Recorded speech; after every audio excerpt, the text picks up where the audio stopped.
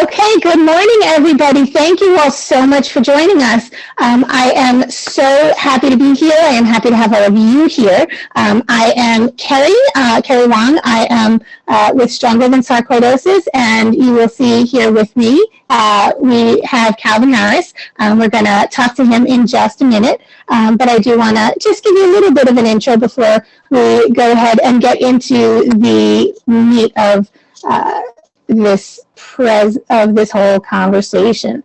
Let me go ahead and share my screen. And here we go. Alrighty, so again, thank you all so much for joining us for our Warrior Wednesday series. I am here with Stronger Than Sarcoidosis, and we are celebrating our 1-year anniversary, or as we like to call it, our Strongerversary. And part of that is we know that we could not be here for a year, we could not be here at all if not for the sarcoidosis community and all of the incredible people in there. So what we are doing is, this is not about us, this is about us getting the chance to highlight some of the incredible warriors who are doing great things for the community from their own experience with sarcoidosis. So I will, just to get you started, give a little bit of an intro about Stronger Than Sarcoidosis. You can see the 4 of us here are the founders. Frank Rivera is our president. I'm sure many of you know him already. I am vice president. We have Kathleen Toronto is our secretary. Cheryl Bradford is our treasurer. And the 4 of us basically have all known each other for the last several years, varying amounts since developing, or getting diagnosed with our own sarcoidosis, and since, getting connected in the sarcoidosis community online and in volunteer things that we've done with the Foundation for Sarcoidosis Research. And now we are all together and we are all here for you. So our mission at Stronger Than Sarcoidosis is to raise awareness, to advocate, and to educate about this rare disease called sarcoidosis. We aim to strengthen the sarcoidosis community with information, support, connection, and interactive events that focus on the physical, mental, and emotional aspects of living with this disease. Stronger Than Sarcoidosis was created by sarcoidosis patients and for sarcoidosis patients, and so we will always be patient-centered. We aim to support the sarcoidosis community, ensuring that all sarcoidosis patients know that they are not alone. Together, we are Stronger Than Sarcoidosis, and that really is ultimately what we are here for, what we are all about. As you listen to our stories, as you listen to Calvin today, as you listen to the other warriors that we were highlighting this month, and other warriors that you'll meet all throughout the year, the most important thing is that we will hear each other's stories, and we will all know that we are not alone in this battle. We have each other, and together we are Stronger Than Sarcoidosis. And so now I would like to take a moment to introduce our special guest today. We have Calvin Harris. Now, some of you may know I recently began as a columnist for Sarcoidosis News. Again, it's another incredible opportunity to share my experience in order to help and support and educate both the sarcoidosis community and the people around us who, love us, care for us, but don't really understand what it is that we're going through. And now we actually have a brand new sarcoidosis, a brand new columnist at Sarcoidosis News. And I was so excited about that I figured this would be the perfect person to bring in for our Warrior Wednesday series. So Calvin Harris is originally from Maryland, but he is now in New York, in Brooklyn. So it is exciting to see he's also kind of right in my backyard, as I'm in Westchester and originally from Queens. So, there are a couple, we'll always find extra things that we have in common. And Calvin is here to share his experience, with sarcoidosis, and he's here to share it on his column. He's here to share it today with all of you. And so we are going to go ahead and get started. And I want you to be able to see Calvin again. So now we've got you here. Hi, Calvin. Thank you again so much for coming in, for joining us. Oh, thank you. Thank you. Okay, we are excited about this. And so we want to kind of just get right into it. Why don't we start a little bit with your sarcoidosis story? I know you were diagnosed originally in 2014, but you said that you had experienced symptoms before that. I think most of us, it kind of takes some time before we get to actual diagnosis. So what were the symptoms you were feeling, and what was the journey to kind of get you to that diagnosis? Sure, and again, I'm chat with you today. My biggest symptom that stuck out was a big red bump here on my left nostril.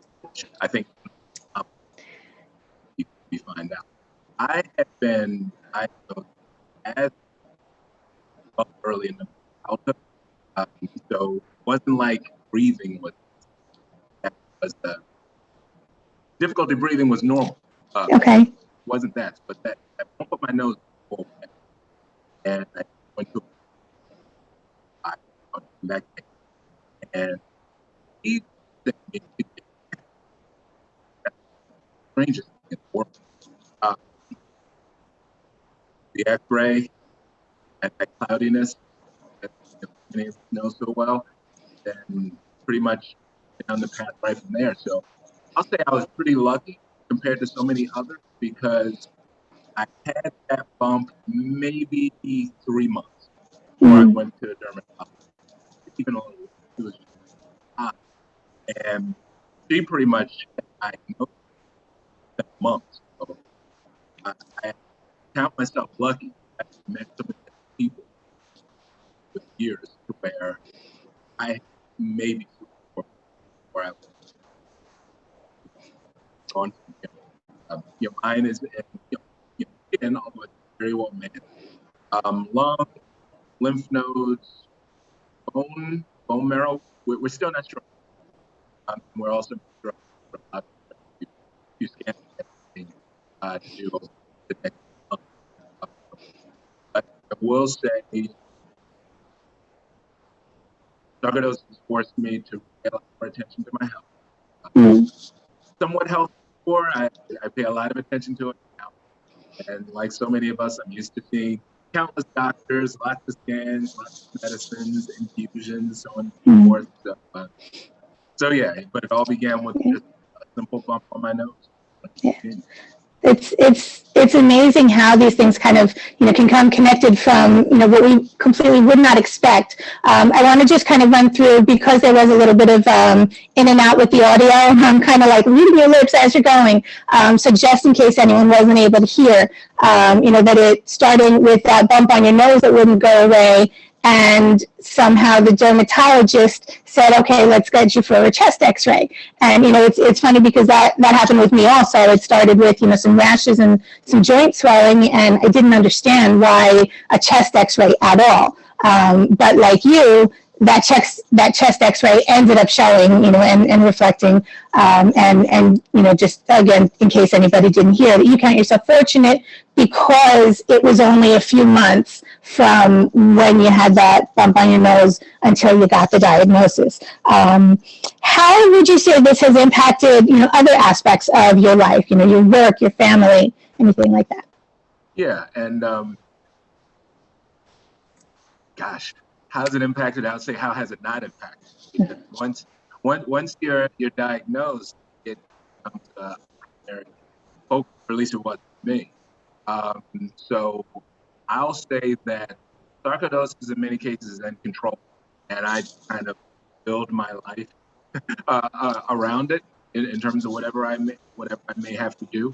I'm fortunate that even at a time like now when we're still in still frankly in the midst of a pandemic, mostly.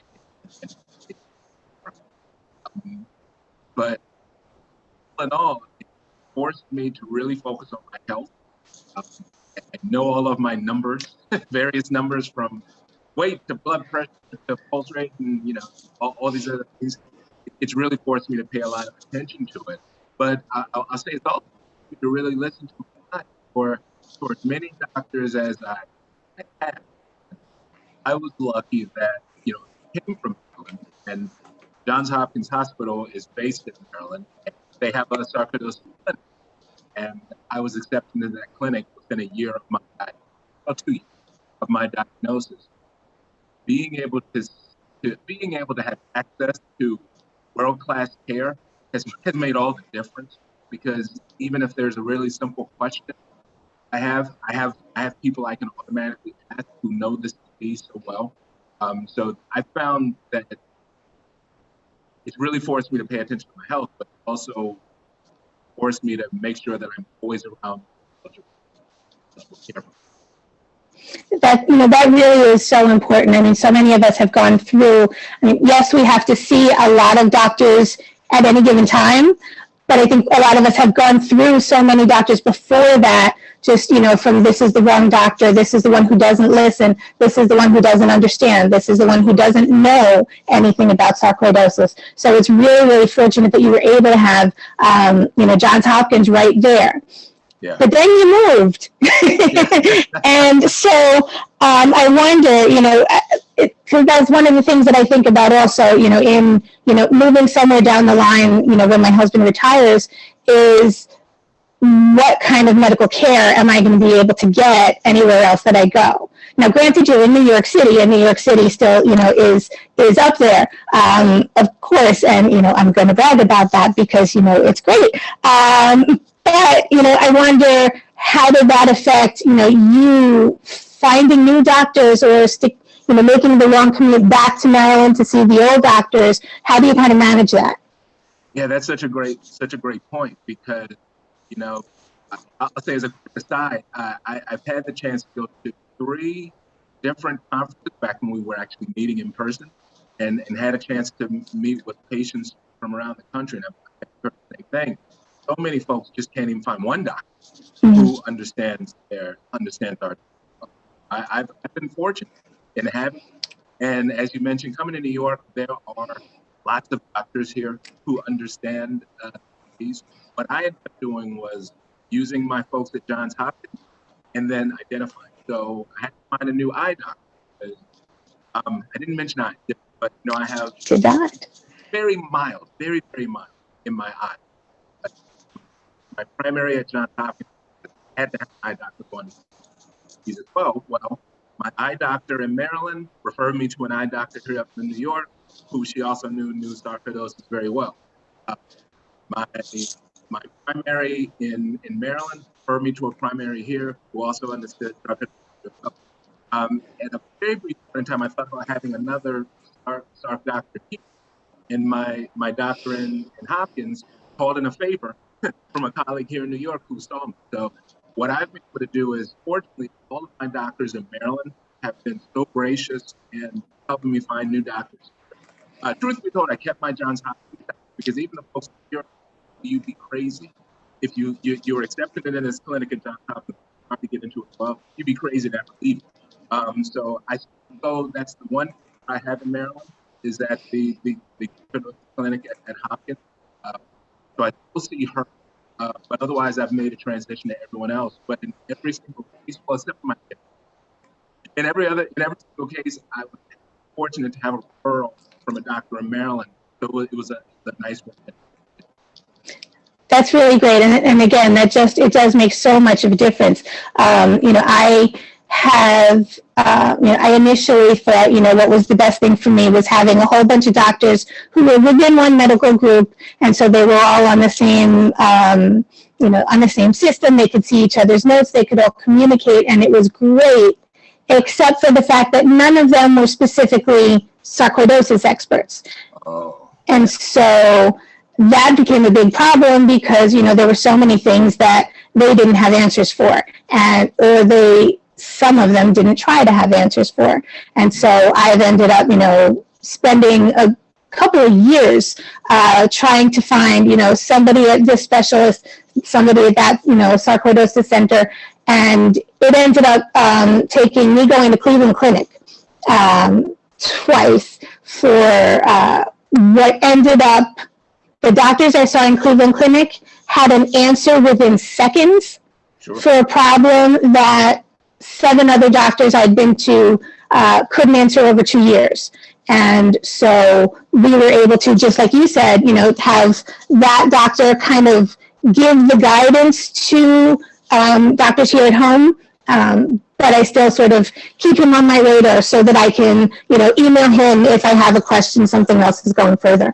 And so, I think that's just something really important, say, for anybody who's watching, to know that, it might take some time to find the right doctors, but finding the right doctors can make all of the difference. And so those referrals from people who really know what they're talking about does make, such a difference. And so you might be able to find, say, for instance, the Foundation for Sarcoidosis Research has a physician finder section on their website. So that's one place that you can go. What we're also working on, it's not quite there just yet, but something that we're working on and we'd like to have is also a physician database, but based off of patient referrals and patient experiences, so that you would tell us, who are the doctors that you really believe in that we should recommend, and we would be able to have that information so patients can listen, hear from each other, because hearing from those doctors or experts is, of course, truly important. But we're experts too in a different way, and we've been living with this longer than the doctors. We've been experiencing it 24/7. We know what we're going through, and and it's finding that connection really, gives us some of the answers. So finding support groups, finding groups on Facebook, finding all of those different ways to connect. And one of those great ways of connecting and hearing other other patient stories is, again, through something like the columns at Sarcoidosis News. So welcome, my new fellow coworker. I've got a whole extra month on you, so but it's great, and I love it, and I love them. And so I want to know, what led you from being a patient living with sarcoidosis to sharing your experience this way? Yeah, that's such a great question. I gotta say, part of it is from COVID and the lockdowns that occurred. I'm on social media at this point, but this time I didn't have a Facebook. I had an Instagram. I had very, very little activity. I had LinkedIn that I kind of did a little something, but very little. But I wasn't even on Facebook. But once lockdown occurred, I still want communication. And like the doctor, do not leave the house unless you absolutely must. And that's only to get groceries and then go back in. Mm-hmm. You can run outside, but cross the street when people come and then go back in. So social media was my way of connecting to the world. And I have, we at least I do sometimes, roll my eyes and see people looking perfect looking light going on. But I admittedly found so many people who have sarcoidosis like me. And they were just very inspired in the things they were doing. They weren't saying life was perfect, life was but I met so many great people there, and I started sharing things, good, bad, and everything in between. I hear all these people, give me feedback or suggestions or encouragement, and then I was like, well, this is great. So from there I wrote a little bit more, and then got connected with the column news. So early on, I published my. That's how new I am. But I find that there are so many of us with this disease who are isolated, especially at a time like now. We're isolated. We might not. We often don't have people who understand. Sometimes I'm tired. But today I'm tired. Today I'm not.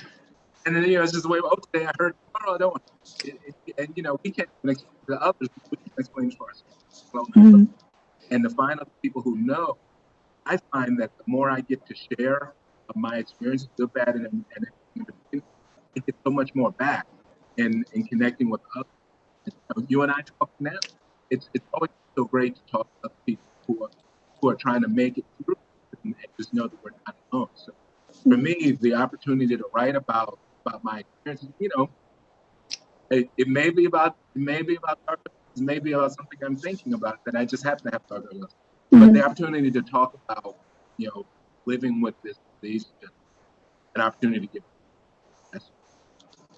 Okay, that's really great, and I 100% agree. It just makes all the difference. So now about your column. Your column is called Run Your Own Race, Right. and you started this after you started running. Now, Go figure. you went from a disease in your lungs and your bones to running. Now I'm sitting here, with my foot in a boot, resting on my walker because I broke my foot, from doing nothing, from passing out, from possibly other, complications that come from sarcoidosis. But even before I broke my foot, there was nothing anywhere in the vicinity of running that I was able to do, because of how it's affecting, my breathing and my joints and, my mobility. But you're able to do all of that, which is incredible. And again, this is, the example that, it's the snowflake disease. We may, it affects every one of us differently. But how did you go from this disease in your lungs and your bones to running a half marathon? Yeah. And then how do you relate that to your sarcoidosis journey, for the column? Yeah. No, it's, when you say it, it's like, wow. Yeah, I do. That sounds a little crazy, I know. It was all after I was diagnosed, and also when I came up here to New York. So because of sarcoidosis, I wanted to be as active as I was, and I would go to, because I'm here in New York, I would go to, Peloton during quarantine. So I would go into the studio, and I would get inspired by the people there, and I would go and I met people who were running, and I was like, very, very. And then I got in my head, sometimes when you're around people, their enthusiasm runs on you. Oh, I can do it. And I said it to my doctor, and her first words were, she just looked at me of disbelief and terror. Okay, well, listen to your lungs. So all I heard was, okay, you didn't say no. She said, be careful, which I was going to be. I said, but you didn't say I couldn't do it. So I did my first run in May of 2020. I did it very slowly, but I was very proud that I did. And then I was honestly hooked because I started running during COVID, because it was the one exercise that I could do. And it was the one way I could get out. So it didn't matter how fast and slow I was, but I had a chance to move. And as you mentioned with the snowflake disease, I know doggone that at any point, my lungs could deteriorate a bit more, my bones could deteriorate. We live with that every day is a great day if we're still here, because it can change so quickly. While I've been here, we found that my prednisone wasn't working. We had an increase in favor, and it might stop. So I got addicted to running because it let me go outside, but also because it was like, how much can I really push myself with this disease? Not being competitive with anyone other than myself, just to see what's up. And if that means one day I have to walk, then I'll walk. And if one day means I have to sit down and make a so be it. But these days I did my half marathon a week and a half ago. Really, really slow. It's always going to be slow, but it's more like my column, Run Your Own Race, because in the end, especially when you have a disease like ours, only you're really running is wrong. So it doesn't matter if this next person is faster than you or slower than you, can do it or can't do it. For me, every step is a celebration. Every breath, usually a little challenge. Particularly when you have to have a run with a mask, is a challenge. But most importantly is that I'm able to, sometimes, quite honestly, in defiance of sarcoidosis, say, nope, you don't have me today.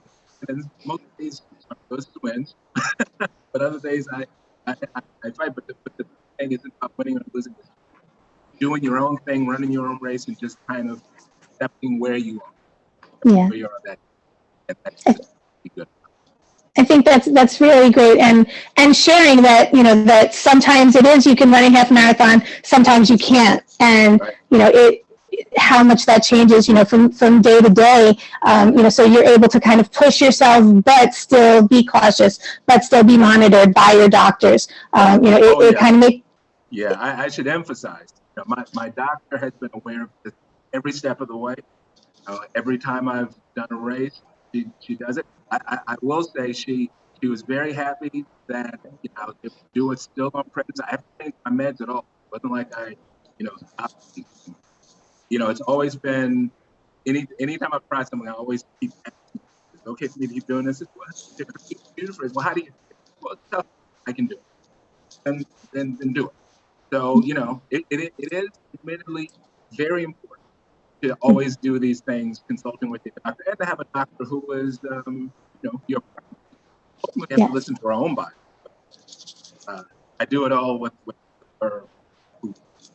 Yeah, and I like how you say that it's a doctor who will partner with you in this, because whether it's figuring out what exercise you can do, or what treatments we're going to take, or what comorbidities we might need to look into, whatever it is, it's so important to have that relationship as a partnership, because doctors may know the disease and the anatomy and the chemistry better than we do, but we know our bodies better, and you need both to be able to really come out with any kind of positive path forward.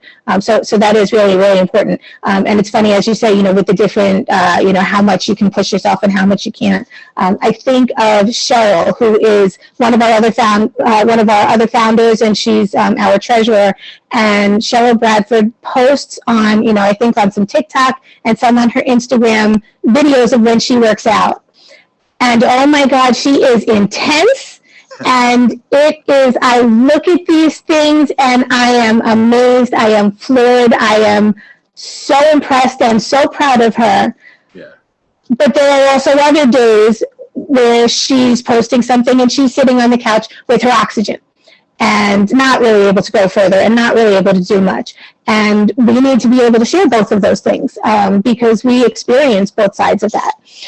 So I'm looking at time, and I know we don't want to run too much over, but I do want to ask if there's anything else that you want to say to our viewers, any message for them, anything that you were hoping I would ask you about that I didn't, anything else you wanted to add.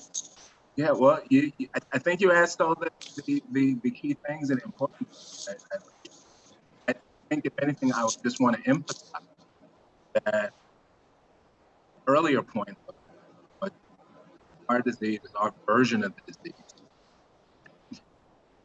Okay for us to be however we're on a given day.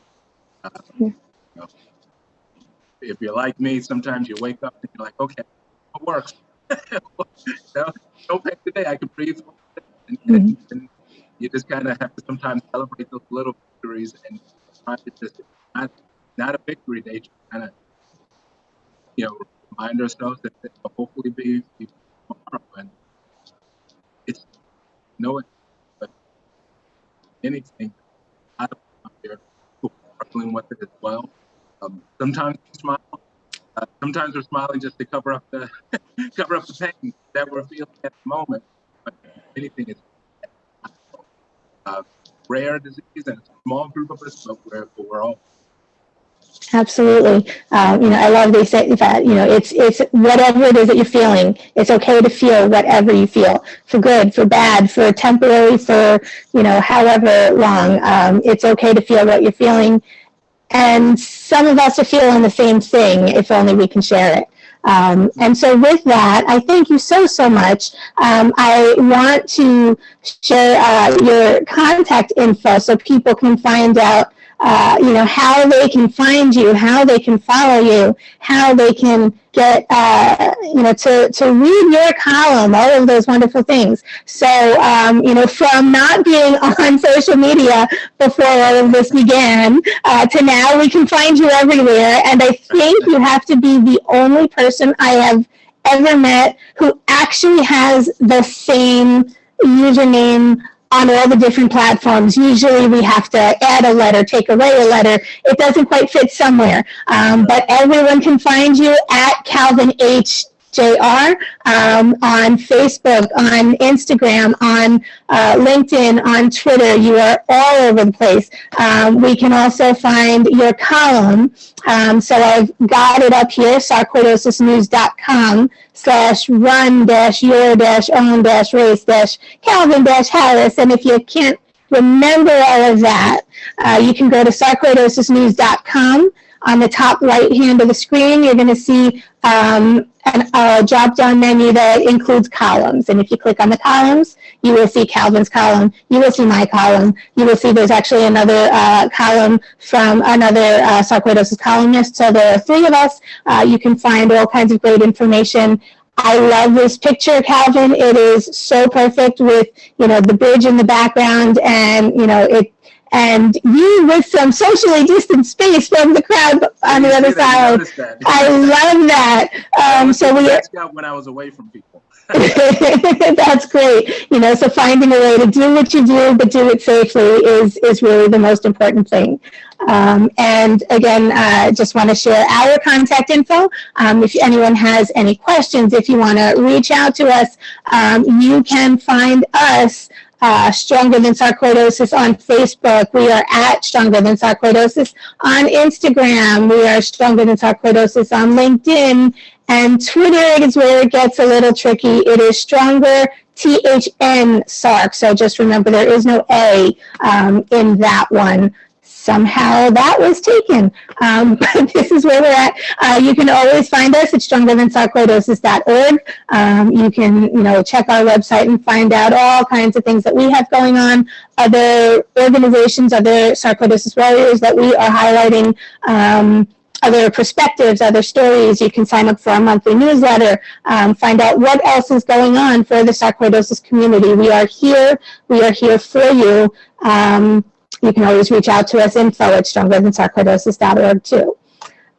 So again, I thank you all so much for joining us. Calvin, thank you for joining, for sharing, for the great work that you do, and I am glad to get to know you. Likewise. Thank you so much.